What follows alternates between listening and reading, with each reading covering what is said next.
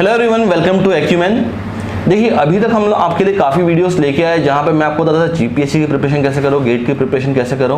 और कई बार बच्चों को ना डाउट होता था कि यार क्या हम जीपीएससी या गेट की प्रिपरेशन करें तो हमारा सेमेस्टर का एग्ज़ाम भी प्रिपेयर होगा या उसमें हमें दिक्कत जाने वाली है। तो मेरे साथ हैं विधि, ये मेरी ही स्टूडेंट हैं गेट बैच की, ठीक है। इनने गेट के साथ में अपने सेमेस्टर एग्जाम्स को भी बहुत अच्छे से परफॉर्म किया, ठीक है। 8 गोल्ड मेडल जीते इनने अपने एमएसयू के पूरे सेमेस्टर्स के दौरान, ठीक है। इनने इतनी अच्छी से अपनी जर्नी को पूरा कंप्लीट किया कि इनका बहुत स्मूथली गेट भी कंप्लीट हुआ, सेमेस्टर एग्जाम भी कंप्लीट हुआ। इनने सेमेस्टर में भी अच्छा खासा स्कोर किया और गेट में भी अच्छा खासा स्कोर किया। तो चलिए, बहुत ज़्यादा टाइम मैं नहीं लेता हूँ, सीधे विधि से पूछते हैं। विधि, थोड़ा सा अपने कलीग्स को, अपने जूनियर्स को अपने बारे में बताओ। सो माय नेम इज़ विधि सिंह। मैंने अपना BE एमएसयू में से कंप्लीट किया है। लास्ट ईयर 2023 पास आउट हूँ मैं, एंड दिस ईयर भी मैंने गेट अटेम्प्ट किया है और दिस ईयर मेरा गेट में अच्छा स्कोर आ जाएगा। विधि, तुमने इसी साल अपना ग्रेजुएशन कंप्लीट किया, तुमने गेट की प्रिपरेशन एग्जैक्टली कौन सा सेमेस्टर से स्टार्ट की थी? क्योंकि बच्चों को ये जानने में बहुत अच्छा लगेगा कि आपने किस सेमेस्टर से पर्टिकुलरली गेट की प्रिपरेशन स्टार्ट की और क्या उसने आपको हेल्प किया या नहीं किया आपके सेमेस्टर्स में। सर मैंने सेकेंड ईयर मतलब 4th सेमेस्टर में मैंने स्टार्ट कर दिया था गेट का प्रिपरेशन और काफ़ी हेल्प मिली। मतलब कुछ सब्जेक्ट्स ऐसे थे जैसे कि एनवायरनमेंट, ट्रांसपोर्टेशन, वो सारे सब्जेक्ट्स ऐसे थे जो मैंने 4th सेमेस्टर में भी, मतलब जब हमारा 4th सेमेस्टर ख़त्म हुआ था उसके बाद आपने मतलब हमारे ये सब सब्जेक्ट्स चालू हो गए थे। एनवायरनमेंट ख़त्म हो गया था, फिर ट्रांसपोर्टेशन ख़त्म हो गया था और ये सारे जो मेन सब्जेक्ट्स है वो मैंने पहले ही कवर कर लिए थे। और ये सारे मेन सब्जेक्ट मेरे आते थे 4th ईयर में, मतलब लास्ट ईयर में आते थे और ये सब मैंने पहले ही कवर करके रख लिया था। तो जब 4th ईयर आया तो मेरे को एकदम आराम था, मतलब ऐसे अंदर बैक माइंड में मेरे को ऐसा था कि ये सारे सब्जेक्ट्स तो मुझे आते ही, मुझे ऐसा डर नहीं था कि जैसे सेमेस्टर वाइज आगे स्टूडेंट्स हम बढ़ते तो हमको ऐसा लगता है कि थोड़ा डिफिकल्टी लेवल अब बढ़ते जाएंगे, टफ सब्जेक्ट्स आएंगे। तो मेरे केस में ऐसा था कि नहीं, मुझे ये सारे सब्जेक्ट्स मेरे ऑलरेडी कवर है, तो मुझे वो एक प्लस पॉइंट हमेशा मेरा रहता था कि ये सारे सब्जेक्ट्स मेरे कवर है। तो मैं ऐसे क्लास में भी बैठती थी तो मुझे ऐसे लगता था कि ये सब्जेक्ट मुझे आता है तो हो जाएगा, इजीली आराम से हो जाएगा। मतलब देखो, विधि ने क्या किया, अपना 2 इयर्स का बैच लिया और सेकेंड ईयर से अपनी प्रिपरेशन स्टार्ट कर दी थी, क्योंकि कहीं ना कहीं इसको था कि हाँ, अगर मैं सेकेंड ईयर से अपनी प्रिपरेशन स्टार्ट करती हूँ तो मेरा बाकी सब भी बहुत स्मूथली खत्म हो जाएंगे सारे सब्जेक्ट्स और मेरा सेमेस्टर भी अच्छे से खत्म हो जाएगा। तो विधि, तुम्हारे पास तो भैया सेकेंड सेमेस्टर में इतने सारे ऑप्शन है। मैं सेकेंड सेमेस्टर की बात कर रहा हूँ, सेकेंड ईयर की नहीं। सेकेंड सेमेस्टर में तुम्हारे पास इतने सारे ऑप्शन है, सेकेंड सेमेस्टर, थर्ड सेमेस्टर में, कि तुम गेट भी ऑप्ट कर सकती थी, तुम जीपीएससी सिविल ऑप्ट कर सकती थी, तुम एसएससी जेई के लिए जा सकती थी, ठीक है। अगर हम टेक्निकल से हटें तो कैट भी एक ऑप्शन था। तुमने गेट ही क्यों चुना? सर मतलब ऐसे फर्स्ट ईयर के मतलब सेकेंड सेमेस्टर हमारा ऐसे लॉकडाउन तो स्टार्ट हो गया था, कोरोना टाइम आ गया था। तो सेकेंड सेमेस्टर में मतलब लास्ट में ऐसे जस्ट स्क्रॉल, मतलब ऐसे सोच रही थी कि मतलब क्या कर सकते हैं गेट BE के बाद, क्या अपॉर्चुनिटीज़ है ये फील्ड में, सिविल इंजीनियरिंग के फील्ड में क्या क्या अपॉर्चुनिटीज़, क्या मैं कर सकती हूँ। तो हर एक स्टूडेंट का रहता है 11th-12th में जेई मेंस की तैयारी या प्रिपरेशन करते हैं, तो उनको भी एक ऐसा रहता है कि IIT जाना था। तो मेरे को एक ऐसा था कि मुझे IIT करना था, तो एक ऑप्शन मुझे ये पता चला कि गेट के थ्रू मैं MTech उधर कर सकती हूँ। तो ये मेरे लिए बेस्ट ऑप्शन लगा कि गेट अगर मैं अभी कर लेती हूँ तैयारी, तो इसके साथ मेरा कॉलेज भी हो रहा है, साथ में सब कुछ हो रहा है, और प्लस मुझे मेरा वापस जो एक ड्रीम था वो मुझे ड्रीम कम ट्रू हो सकता है IIT जाने का। तो इसलिए फिर मैंने सीनियर से भी पूछा गेट के क्या कर सकते हैं, तो सब मुझे फिर मतलब फाइनल मैंने यही सिलेक्ट किया कि मुझे आगे गेट करना है। तो मेरा सेकेंड सेम से इतना क्लियर हो गया था कि मुझे गेट करना है अब आगे। तो यार देखो, यहाँ से क्या चीज़ सीखने को मिली। देखो भैया, क्लैरिटी ऑफ थॉट तो आपको पहले से ही चाहिए। क्यों? देखो, आप विधि के केस में देखो, विधि ने बहुत अच्छे से पहले इसको क्लियर कर लिया था कि भाई मुझे गेट की ही प्रिपरेशन करनी है, क्योंकि जो मेरा सपना 12th में पूरा नहीं हुआ IIT में जाने का, उसको मैं वापस से अपने मास्टर्स के लिए एक बार फिर से जी सकती हूँ, उसको अचीव कर सकती हूँ। तो देखो, तुम लोग को भी प्लान तो करना ही पड़ेगा, ठीक है। सेमेस्टर एग्जाम तो तुम्हारे एक सिलेबस का पार्ट है, वो तो तुमको देना ही देना है, तुम्हारे एक पूरे की पूरी जर्नी का पार्ट है। बट अलॉन्ग विथ सेमेस्टर आप किस चीज़ की प्रिपरेशन कर सकते हो? तो आपके पास बहुत सारे ऑप्शंस हैं, जिसमें से मैक्सिमम बच्चा जो मुझे मिलता है वो बोलता है भैया या तो मैं जीपीएससी सिविल करूँगा या तो मैं गेट करूँगा। तो आपको पहले ही सोच लेना है कि आपके लिए क्या अच्छा है, ठीक है, और दोनों में से कोई एक डोमेन चुनो, ठीक है, और उसको जियो अच्छे से प्रॉपरली, जैसे विधि ने किया। तो विधि, जैसे तुमने गेट की प्रिपरेशन की, तो क्या गेट की प्रिपरेशन ने सही में तुम्हारी हेल्प की डिग्री के दौरान? क्योंकि सेमेस्टर एग्जाम में देखो प्रैक्टिकल्स भी होते हैं, थ्योरी एग्जाम्स भी होते हैं, तो क्या वाकई में इसने हेल्प की आपकी? डेफिनेटली सर, मतलब ये गेट एक किसी एग्जाम में क्या, मतलब ऐसा नहीं था कि जो हम कॉलेज में जो हमारे सब्जेक्ट्स है सारे डिट्टो A to Z सारे सब्जेक्ट मेरे को इधर पढ़ने, सारे गेट में है ही वो सारे सब्जेक्ट। तो जो चीज़ मैं मैं गेट के लिए प्रिपेयर कर रही हूँ, इनडायरेक्टली वो मेरा कॉलेज का प्रिपेयर हो जा रहा था। ऐसा नहीं होता था कि मेरे को गेट के लिए अलग से टाइम देना है, कॉलेज के लिए फिर मेरे को अलग से टाइम देना है, ऐसा नहीं था। मैं इधर गेट का तैयारी कर रही थी, उसके साथ साथ मेरा अपने आप ऑटोमेटिक मेरा कॉलेज का कवर होते जाता था। इवन थियरी भी मतलब इधर कंसेप्चुअली अगर आप क्लियर हो जा रहे हो तो फिर आप थियरी भी खुद अपने आप अपने वर्ड्स में लिख सकते हो। उसके लिए आपको अलग से प्रिपेयर करने की जरूरत नहीं कि कॉलेज के एग्जाम के लिए थियरी मुझे लिखनी है तो थियरी मेरे को अलग से प्रिपेयर कर नहीं। और ये दूसरा प्लस पॉइंट ये कि इधर हम सम्स की सबसे ज्यादा तैयारी करते हैं, तो उधर भी कॉलेज में जब एग्जाम्स वो सब होते हैं सम्स, तो वो तो ऐसा लगता ही था कि हाँ सम्स वो सब तो आते ही है, थियरी भी कंसेप्चुअली क्लियर है तो वो तो खुद अपने बना के लिख देंगे। फिर इवन प्रैक्टिकल वाइवास वो सब भी जो होता है, प्रैक्टिकली भी हम जो सारे एक्सपेरिमेंट्स कुछ होते हैं जो इधर भी हमें समझाया जाता है, जैसे एनवायरनमेंट में जार टेस्ट है तो वो सब भी हमको सर ने इधर बताया था, तो वो सब हमें याद रहता है। तो हमको मतलब ज़्यादा मुझे ऐसा टाइम नहीं लगता था ऐसे करने में। वाइवा के लिए भी मैं प्रिपेयर करती थी तो हाँ ये मुझे याद था कि जैसे सर क्लास में भी ऐसे मतलब याद करवाते थे, क्वेश्चन पूछते थे इसका कौन सा इंडिकेटर है, इसका कौन सा ये, तो ये सब मुझे पहले से ही याद रहता। तो मेरे को वाइवा के जब मैं जाती थी तो ऐसा प्रिपेयर नहीं करके अरे ये वाइवा में ये पूछ रहे हैं इंडिकेटर कौन सा है वो, तो मुझे ऐसा ही लगता है कि हाँ ये सब तो मुझे आता ही है ऐसा। तो देखो तुम लोगों को ना एक चीज़ समझनी चाहिए, गेट सिर्फ प्रिपरेशन इस चीज़ की नहीं है कि आप एक पर्टिकुलर कॉम्पिटिटिव एग्जाम की प्रिपरेशन कर रहे हैं। गेट के थ्रू आपका ओवरऑल डेवलपमेंट हो रहा है। देखो थ्योरी आपकी कवर हो गई, और जो तुम लोग के सेमेस्टर में थ्योरी आने वाली है ना, वो थ्योरी इससे ज़्यादा नहीं होगी। जो न्यूमेरिकल्स आने वाले हैं सेमेस्टर्स में वो इससे ज़्यादा टफ होंगे नहीं, ठीक है, तो वो भी आराम से बन जाएगा। अब रही बात जो तुम लोगों को सबसे ज़्यादा डर लगता है किस चीज़ का, प्रैक्टिकल का, कि यार वाइवा में हमारा क्या होगा, तो जितना मैं यहाँ पे आपको समझा देता हूँ ना उतना मोर देन इनफ है आपके लिए कि आप अपने एग्जाम में जाके उस चीज़ को अचीव कर सकते हैं। जो भी आपके रिस्पेक्टिव सब्जेक्ट्स के जो भी प्रोफेसर हैं वो आपसे क्या पूछेंगे, हद से 3 क्वेश्चन या 4 क्वेश्चन, और आप वो आराम से बना लोगे क्योंकि मैंने आपको वो चीज़ ऑलरेडी यहाँ पे सिखाई होगी। तो ये अच्छा है कि गेट आपको ओवरऑल तैयार कर रहा है आपके ओवरऑल डेवलपमेंट के लिए। देखो विधि, मैंने तुम्हारी भी मेंटरिंग की, ठीक है, और मैं बहुत सारे बच्चों की मेंटरिंग मैं करता रहता हूँ, तो मैंने एक क्वेश्चन ना बहुत कॉमन देखा है हर बच्चों में। तुम भी जब थी तो तुम्हारे समय में मैं सोचा था ये विधि क्यों नहीं क्वेश्चन पूछती ये वाला। मैक्सिमम बच्चों को डाउट क्या होता है ना कि सर अगर हम गेट की प्रिपरेशन कर रहे हैं तो क्या ये हमारे डिग्री पे इफेक्ट करेगा क्या, क्योंकि इतना टाइम ना कंज्यूम कर ले कि हमारे पास डिग्री के सब्जेक्ट्स के लिए हमारे पास टाइम ही ना बचे, हम सेमेस्टर का पढ़ ही ना पाएँ। तो वाकई में क्या ये सही है कि गेट की प्रिपरेशन आपकी डिग्री पे नेगेटिव वे में इफेक्ट करती है? नहीं, नेगेटिव तो बिल्कुल नहीं है, ये पूरा पॉजिटिव ही है। मतलब आप जो गेट की तैयारी कर रहे हो, आप गेट की तैयारी कर रहे हो मतलब इन शॉर्ट आपका कॉलेज का हो गया है कंप्लीट, कॉलेज का आपका कवर हो ही गया, क्योंकि दोनों में कोई डिफरेंस ही नहीं है। मैं जैसे कि हमारा ट्रांसपोर्टेशन, एनवायरनमेंट ये सब सब्जेक्ट्स होते थे, तो मेरा एग्जाम होता था तो मेरे को एग्जाम में ऐसा मेरे को अंदर से रहता था कि सम्स की मैंने प्रैक्टिस की है इधर, तो मेरे को सम्स तो बन ही जाने वाले। कंसेप्चुअली मेरे कंसेप्ट क्लियर है तो मैं थियरी में अपने आप तो मैं अपने वे में लिख सकती हूँ। तो मेन है कि आपको टाइम मैनेजमेंट करना आना चाहिए कि आप कैसे मतलब प्रिपेयर कर रहे हो। मैं मतलब ऐसा सजेस्ट करूंगी कि ऐसा नहीं है कि आपको रोज 5-6 घंटे आप कॉलेज जा रहे हो उसके बाद आपको 5-6 घंटे गेट के लिए अलग से टाइम निकलना है, नहीं ऐसा कुछ नहीं होता। मेन एक होता है कि आप अपना, बोलूंगी मैं कि 3 घंटा जितना कंसिस्टेंटली आप हर रोज पढ़ो।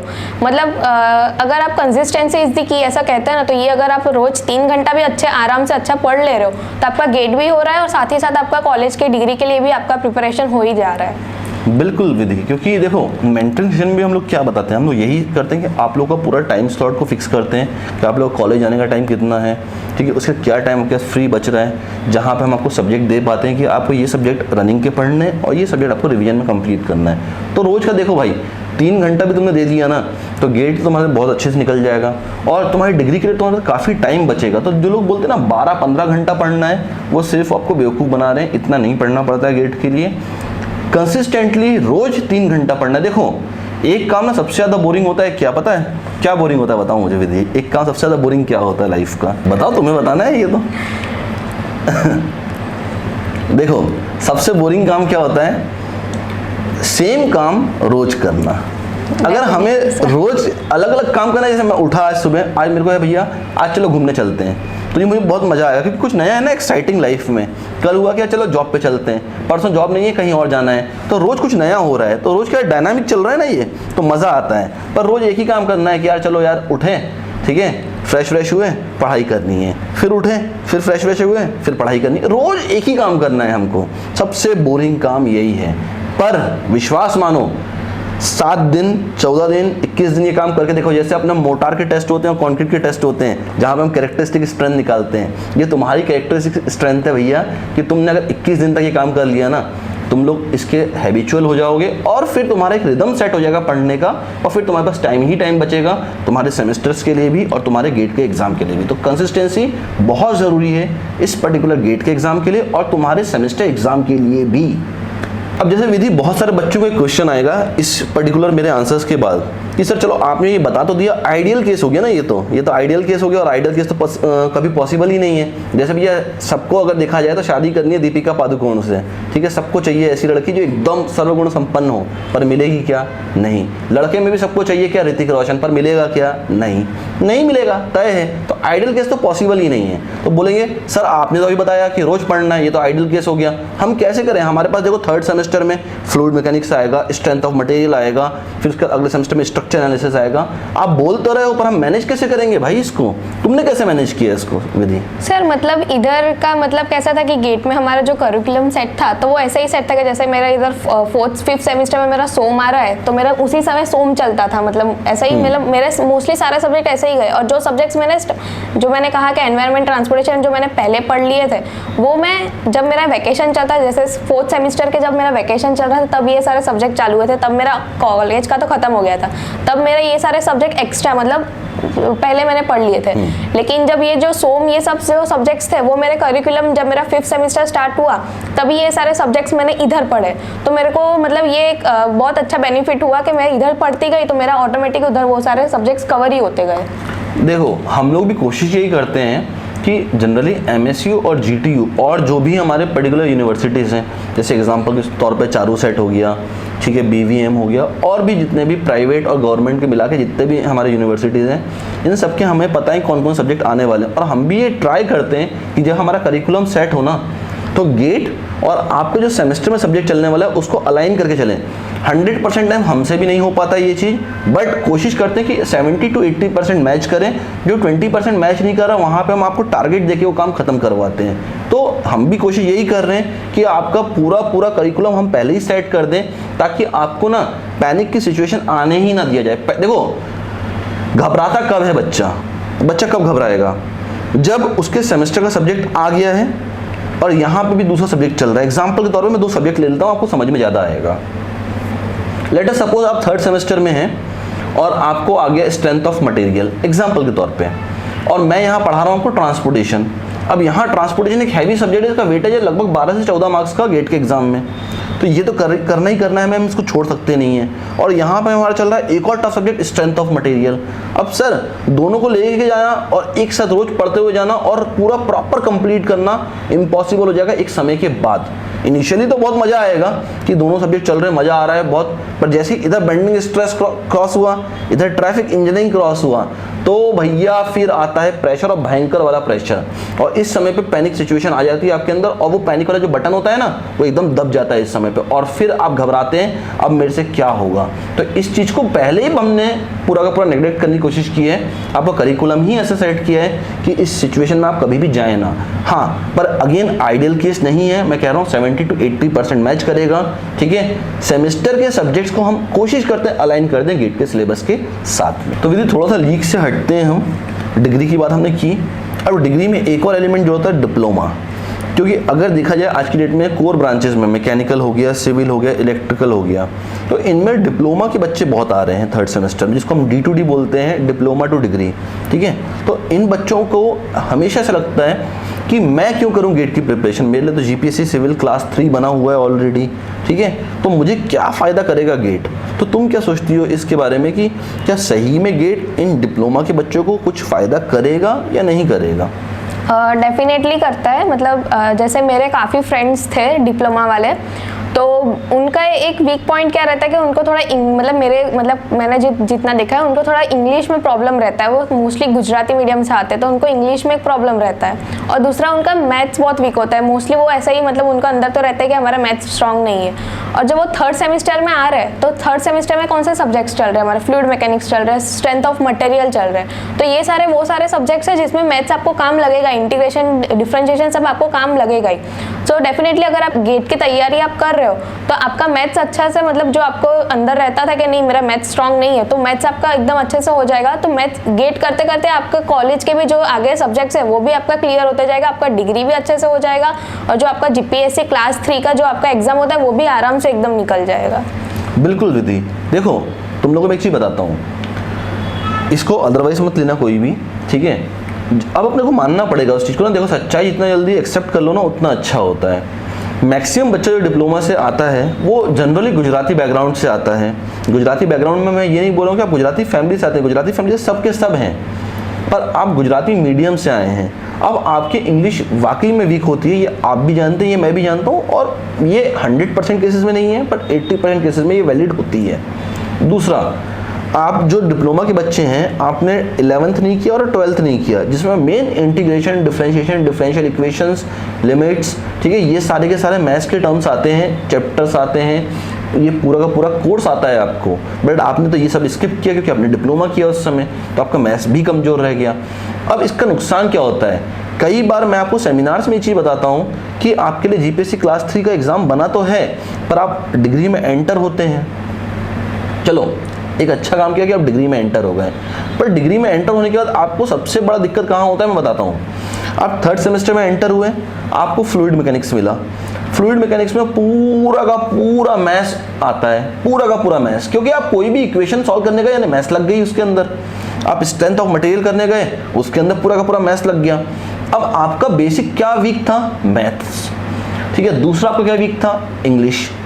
क्वेश्चंस आए इंग्लिश में, आपको आंसर लिखना है इंग्लिश में, कॉन्सेप्ट प्रोफेसर पढ़ा रहे हैं हिंदी प्लस इंग्लिश में, जिसको हम लोग इंग्लिश कहते हैं, और मैथ्स के टर्म्स आ रहे हैं। अब सोने पे सुहागा हो गया है ये, क्यों, ना आपको मैथ्स बनती ना आपको इंग्लिश बनती।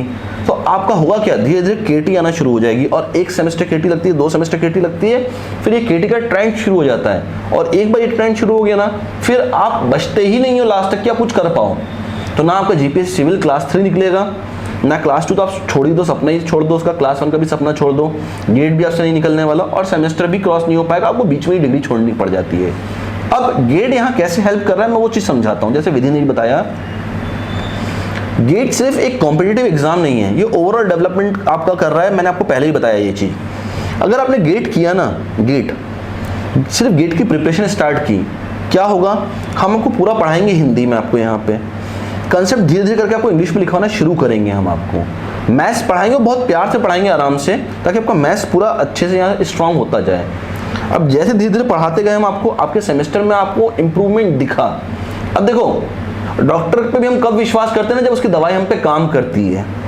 1 दिन 2 दिन हमने दवाई खाई और पता चला मेरी सर्दी सही नहीं हो रही, ठीक है, तो मैं डॉक्टर को क्या बोलूँगा, 2 सुविचार दे दूंगा डॉक्टर को भी, और बोलूँगा ये मेरे लिए था ही नहीं डॉक्टर, क्योंकि भाई इसकी दवाई मुझे लगी ही नहीं। सेम चीज़ जब मैंने आपको पढ़ाया और आपको सेमेस्टर में तुरंत रिजल्ट दिख गया, तब आपको समझ में आएगा यार ये कुछ ना कुछ मुझे अच्छा मेरे लिए कर रहा है, ये जो गेट का प्रिपरेशन है ये मुझे कहीं ना कहीं पॉजिटिवली वर्क कर रहा है मेरे लिए। अब आपके धीरे धीरे सेमेस्टर सुधरते गए, इनडायरेक्टली आपके अंदर इंजीनियरिंग इनबिल्ट होती गई आपके अंदर, और आपका जैसे सेमेस्टर सुधरता गया आपके अंदर कॉन्सेप्ट बिल्ड होना शुरू हो गए। अब आप गेट का भी एग्जाम निकालोगे, क्लास 3 तो आप निकालने ही वाले हो, कोई रोक नहीं सकता आपको। अब आप क्लास 2 भी निकालोगे, और किसी ने थोड़ी और मेहनत कर ली ना, आप क्लास 1 भी क्रैक करके आएंगे। तो डिप्लोमा के बच्चों घबराओ मत, गेट की प्रिपरेशन सिर्फ और सिर्फ गेट की प्रिपरेशन नहीं है, अगेन बोल रहा हूँ, आपको ओवरऑल डेवलप करेगा गेट। तो विधि मेरा नेक्स्ट क्वेश्चन है आपसे, देखो तुमने तो गेट को और सेमेस्टर्स को जिया है ना, जिसको हम कहते हैं जी लेता है कोई व्यक्ति। आपने देखा ना MS धोनी बहुत लिमिटेड टाइम के लिए क्रिकेट में आए, ठीक है, पर उनने उतने दिन में जी लिया क्रिकेट को, ठीक है, और एकदम आराम से सॉफ्टली अलविदा भी कह दिया उन्होंने क्रिकेट को, ठीक है। ये थे MS धोनी, ठीक है, उनने क्या किया, बहुत आराम से जिया क्रिकेट को। सेम चीज़ तुमने भी आराम से पूरा सेमेस्टर्स को जिया, क्योंकि तुमने इतना अचीव किया उन सेमेस्टर्स में, और गेट को भी तुमने बहुत अच्छे से अचीव किया, गेट में भी तुम्हारे मार्क्स बहुत अच्छे आने वाले हैं, ठीक है। तो मैं अगर तुमसे क्वेश्चन पूछता हूँ कि क्या सही समय है गेट की प्रिपरेशन को स्टार्ट करने के लिए, क्योंकि बच्चों को भी ये लगता है मैं कब स्टार्ट करूँ, 2nd ईयर में स्टार्ट करूँ, 3rd ईयर में, कई बच्चों को तो ये होता है मैं ड्रॉप लेके प्रिपरेशन करूँगा गेट का, तो क्या सही समय है विधि? सर मेरे हिसाब से 2nd ईयर सबसे बेस्ट, 2nd ईयर में आप 3rd सेमेस्टर, ये सबसे बेस्ट रहेगा आपके। आप स्टार्ट कर दो प्रिपरेशन, क्योंकि स्टार्टिंग में आप जब 3rd सेमेस्टर से स्टार्ट कर दोगे तो आपके कौन से सब्जेक्ट्स चल रहे हैं, मेन में सोम, वो सारे सब्जेक्ट्स तब स्टार्ट ही होंगे। और ये सारे सब्जेक्ट्स वो है जो आगे सारे सब्जेक्ट से लिंक है। सोम अभी करोगे, उसके बाद स्ट्रक्चर एनालिसिस आएगा, उसके स्टील, आरसीसी। तो अगर सोम ही आपका स्टार्टिंग से क्लियर रहेगा तो ये सारे सब्जेक्ट्स आपके आगे बनते जाएंगे आराम से। सो सेकेंड ईयर एक बेस्ट टाइम रहेगा आपका। थर्ड सेमेस्टर में आप स्टार्ट कर दो प्रिपरेशन। और अब तो आप गेट हम थर्ड ईयर में भी दे सकते हैं, थर्ड ईयर वाले स्टूडेंट्स भी एलिजिबल है गेट देने के लिए। तो अगर आप थर्ड सेमेस्टर से आप चालू करते हो प्रिपरेशन एंड थर्ड ईयर में आप एग्जाम अटेम्प्ट कर रहे हो और आपका ऑलमोस्ट 50 to 60% तब सब्जेक्ट्स तब कवर हो जाएंगे। तो और अगर आप थर्ड ईयर में गेट आप क्वालिफाई कर दोगे तो आपको अंदर से जो कॉन्फिडेंस बूस्ट होगा कि हाँ, जब मैं फोर्थ ईयर में अटेम्प्ट दूंगी, मेरा फाइनल अटेम्प्ट जब मेरा होगा तो उसमें मेरा ऑलरेडी सारे सब्जेक्ट जब कंप्लीट होंगे तो मेरा बहुत अच्छा अटेम्प्ट जाएगा, बहुत अच्छा स्कोर आएगा। तो आप थर्ड सेमेस्टर से आपका बेस्ट टाइम रहेगा कि आप प्रिपरेशन गेट के लिए स्टार्ट कर दो। बिल्कुल। देखो विधि ने एक बात बहुत अच्छी कही कि थर्ड सेमेस्टर से प्रिपरेशन क्यों स्टार्ट करना है। देखो सोम का वेटेज देखे ना, सिविल के अंदर तो बहुत ज़्यादा वेटेज नहीं है, 4 से 5 नंबर का वेटेज है। पर क्यों पढ़ना है सोम, उसका एक रीज़न है कि हमारा स्ट्रक्चर्स आगे आने वाला है और स्ट्रक्चर हमारे लिए मेन है। ठीक है, गेट के पॉइंट ऑफ व्यू से नहीं, हमारे ओवरऑल डेवलपमेंट के पॉइंट ऑफ व्यू से। आप आगे जाएंगे, किसी भी कंपनी में काम करेंगे एज ए स्ट्रक्चरल इंजीनियर, तो आपको स्ट्रक्चर स्ट्रांग होना चाहिए। ठीक है, आपका आरसीसी स्ट्रांग होना चाहिए, आपका स्टील स्ट्रक्चर स्ट्रांग होना चाहिए। तो इसके लिए क्या लगने वाला है बैकग्राउंड में, सोम। अब अगर सोम ही हमारा वीक रह गया तो फिर तो ये सारे के सारे सब्जेक्ट्स वीक रह जाएंगे। तो सेकेंड ईयर का थर्ड सेमेस्टर आपके लिए सबसे क्रिटिकल टाइम होता है जहाँ पे आपको स्टार्ट कर देना चाहिए प्रिपरेशन। एक चीज़ विधि ने और अच्छी कही जो कि इस पूरे इंटरव्यू में मिसिंग था, जो मुझे लगा कि हाँ इसने कवर कर दिया यहाँ पे, गेट का एग्ज़ाम अब आप थर्ड ईयर में भी दे सकते हैं। जनरली बच्चों के माइंडसेट में क्या होता है ना कि यार गेट एग्ज़ाम 2 साल का है हमारे लिए, तो हम सेकेंड ईयर ज्वाइन करते हैं और आराम से हम फाइनल ईयर में क्लियर करेंगे। सबसे ज़्यादा बेवकूफ़ बच्चे होते हैं जो ये सोचते हैं कि हम फाइनल ईयर में गेट क्लियर करेंगे। आप अपना 1 साल वेस्ट कर रहे हो मेरे भाई। जरा दिमाग में सोचो, मैं आपको 2 केसेस देता हूँ, 2 केस स्टडी, आपको कौन सा अच्छा लगता है वो समझना। ठीक है, एक बच्चा है, एक्स बच्चा पकड़ लेते हैं और एक वाई है। एक्स बच्चे ने अपने सेकेंड ईयर से प्रिपरेशन स्टार्ट की और वाई बच्चे ने भी अपने सेकेंड ईयर से प्रिपरेशन स्टार्ट की। दोनों ने, एक्स बच्चे ने अच्छे से मेहनत किया और सेकेंड ईयर में ही अपना गेट निकाल लिया उसने बहुत अच्छे मार्क्स से। मतलब मैं बोल रहा हूँ इतने अच्छे मार्क्स से कि उसका आईआईटी में सीट सिक्योर्ड हो गया। अब वो फाइनल ईयर में भी गेट देगा और अब वो पीएसयू को टारगेट करेगा। वेयरएस वाई बच्चा क्या था, इसने मौज किया आराम से, बोला यार सेकेंड ईयर तो मौज करने के लिए होता है, हम क्या करेंगे फाइनल ईयर में देखेंगे या थर्ड ईयर में देखेंगे क्या होना है हमारा। अब क्या हुआ, जब आप पहुंचे अपने लास्ट ईयर में गेट देने और कुछ भी अगर ऐसी सिचुएशन प्रिवेल कर गई जिसकी वजह से आपका गेट क्लियर ही नहीं हुआ, तो सोचो अब आपको 1 साल ड्रॉप लेना पड़ जाएगा। तो ज़्यादा अच्छा है कंफर्टेबल जोन में रहिए हमेशा, अपने आप को पैनिक की सिचुएशन में डालो ही मत। सेकेंड ईयर में बहुत अच्छे से प्रिपेयर करो, पहले अटेम्प्ट में इतना स्कोर ले आओ कि आपकी आईआईटी की सीट, कम से कम आईआईटी की सीट आपकी रिजर्व्ड हो जाए, क्योंकि गेट का स्कोर कार्ड 3 साल तक वैलिड होता है आईआईटीज और एनआईटीज के लिए। तो आप वहाँ पे अपनी सीट सिक्योर कर लो। सेकेंड चीज, अब प्रिपरेशन करो पीएसयू के लिए और अगले साल इतना दम झोंक दो अपना पूरा का पूरा कि आपका पीएसयू क्रैक हो ही जाए, क्योंकि आपने आईआईटी तो पहले सिक्योर करके रखा हुआ है। तो अब आपके दोनों हाथ में लड्डू रहेगा, आपको क्या लेना है वो आपके पास है। ठीक है, तो प्रिपरेशन का सही समय है third semester second year. Okay Vidhi, तुमने 8 गोल्ड मेडल जीते हैं बेटा एमएसयू में। ठीक है, मायने रखते हैं भैया, कईयों को तो 1 नहीं मिल पाता, तुम्हें तो 8 मिले हैं। ठीक है, जो तुमने सेमेस्टर के लिए अचीव किया है, ये तुम्हारा अचीवमेंट है, सेमेस्टर अचीवमेंट कहते हैं हम। ठीक है, तो तुमने कैसे टाइम को मैनेज किया, क्योंकि कई बच्चे तो मुझे यही पूछते रह जाते हैं सर मैं टाइम को मैनेज कैसे करूँ। सर मेरा स्टार्टिंग से एक फंडा क्लियर था कि मुझे गेट करना है, तो मैं गेट का मतलब मिनिमम मैं अपना 3 घंटा तो मैं अपना फिक्स करके रखती थी कि 3 घंटे तो मुझे पढ़ना ही है। 3 घंटे मैं गेट का हर रोज पढ़ लेती थी, उसके साथ मेरा कॉलेज का कवर, मेरे को कभी ऐसा टेंशन नहीं रहा कि मैं गेट कर रही हूँ रोज रोज तो मेरा कॉलेज नहीं छूट रहा है, ऐसा कभी नहीं होता था। मैं गेट का करती गई, उसके साथ साथ मेरा कॉलेज का बनता गया सब कुछ।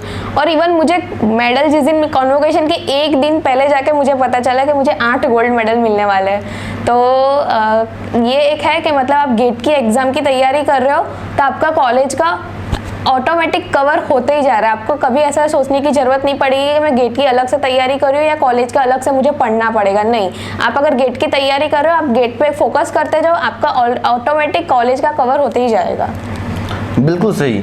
देखो विधि ने क्या बताया, कंसिस्टेंसी।